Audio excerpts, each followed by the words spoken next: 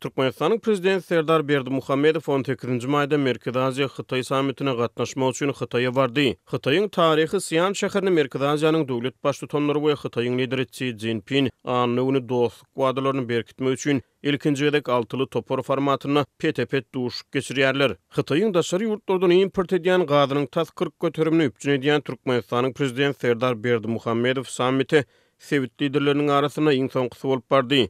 Türkmenistanyň döwlet habarlar agentligine görä Berdimuhammedow Hytaýa malaşyryan iş saparynyň çäklerini Xi Jinping bilen iki çäk duşup geçirdi. Şeýle-de gepleşikleriň jemleri boýunça resmi namalaryň bir näçesine gol çekildi. Sewitde ykdysady we syýasy täsirini barha artdyrýan Hytaý bilen Merkez Aziýa ýurtlarynyň arasynda harit dolanşygy geçen ýylyň dowamyna $70 milliard barabar boldy. Türkmenistan bilen Hytaýyň arasynda sowda dolanşygy geçen ýyl $11,12 milliard barabar boldy. Hytaý Türkmenistanyň iň esasy TV gaz müşterisi bolup Türkmenistan Hytaý gaz geçirjileri Hytaýyň maliýe serişdeleriniň hasabyna guruldy. Şeýle-de Hytaý Türkmenistanyň dünýädäki iň iri ikinji gaz känni galkynyş gaz ýatagyny öz maliýe serişdeleriniň hasabyna özleşdirýär we Hytaýyň Milli Neft Gaz Korporasiýasy Türkmenistanyň gaz ýataklarynyň öňümi paýlaşmak şertnamasy esasyna gaz çykarmagy hukugy bolan ýeketäk daşary ýurt kompaniýasy bolup durýar. Şeýle-de Türkmenistan Hytaýyň bir guşak bir ýol mega taslamasyna işçiň gatnaşýar. Şol bir wagtda Türkmenistanyň hökümeti Hytaýyň daşary ýurt hyzmatdaşlarynyň tutan ýerli talap edýän bir Hytaý siýasatyny dolu goldaýar. Türkmenistan 2009-njy ýyldan bäri Hytaýa TV gaz eksport edýär. Türkmen hökümeti Özbegistan, Täjikistan we Gyrgyzstan respublikalarynyň üstünden çekiljek Türkmenistan Hytaý gaz geçirjisiniň 4-nji şahatynyň gurulmagy we işe girdilmegi babatda Hytaý hyzmatdaşlygyna bir baglaýar. Türkmenistanyň prezidenti Serdar Berdimuhammedow mundan öňki 5-6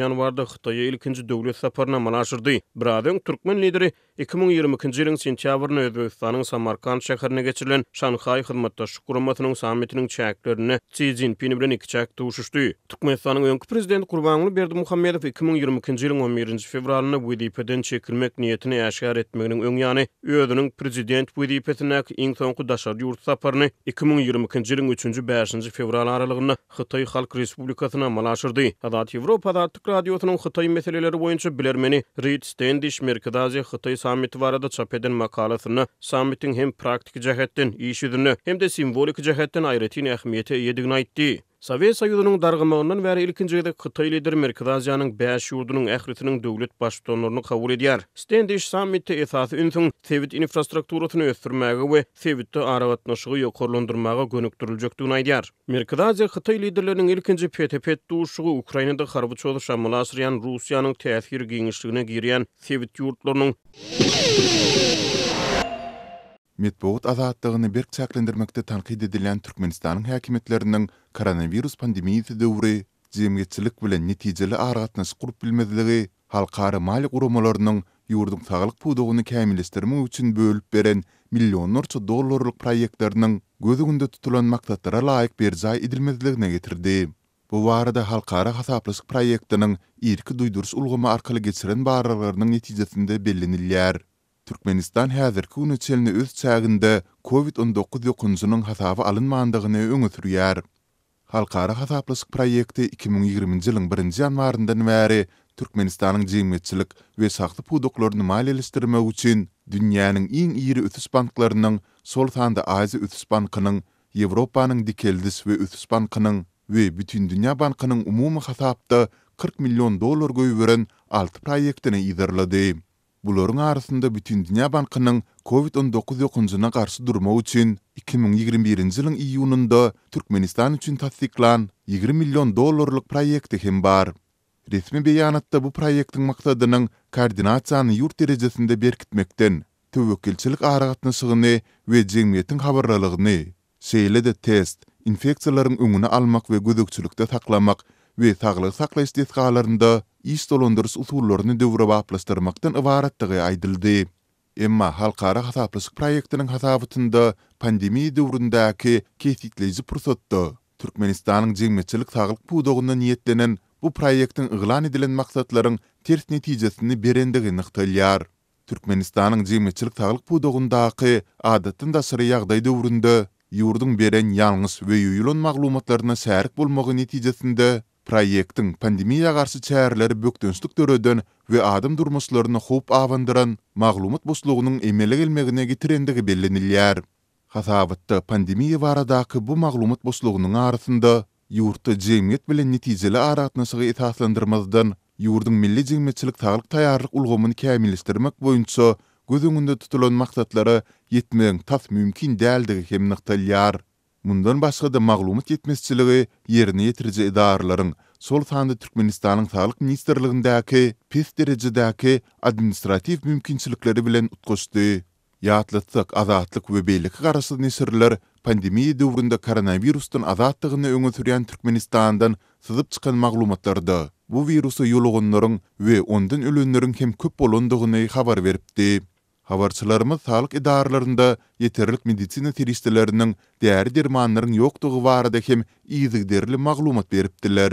Türkmen häkimetleri pandemiýanyň başga günlerinde ilaty zerur saglyk maglumatlaryny bermezlik bilen birlikde umuman koronavirus tüzüni hem agzattyrmadylar. Hasabatda Türkmenistandaky koronavirus ýagdaýlaryny giňden beýan eden hökümeti degisli bolmadyk saglyk portalynyň bellikleri hem getirilýär. Jemgyýetçilik saglygy barada maglumatlar çap edýän nesir pandemiýanyň başga döwürlerinde ýurt raýatlaryna ýeterlik ýa aslada ygtybarly maglumat berilmändigine aýdýar. Dogry dürs ynamdar maglumatlary bolan hakyň red edilmegi ilatyň saglygyna höküm salýar. Bu ýagdaý ýurt tarapyndan maliýeleşdirilýän ýalňys maglumat giňişliginde galan raýatlaryň jan we ölüm meselesine öwrülýär diýip saglyk portalynyň başlygynyň sözleri çytyrilenýär. Hasabatda Türkmenistandaky halkary guramalarynyň Türkmen hökümetinden ýurtdaky epidemiologik ýagdaý boýunça maglumatlary jemgyýetçilik bilen paýlaşmagy barada beýanat bilen çykyş etmezliginiň hem geň galdyrjydygy aýdylýar. Hasabatda Türkmen hökümetine bu ziýanly beýanyny dowam etdirmegine ýol berilmeginiň muňa säreklik bolandygy hem nyktalýar.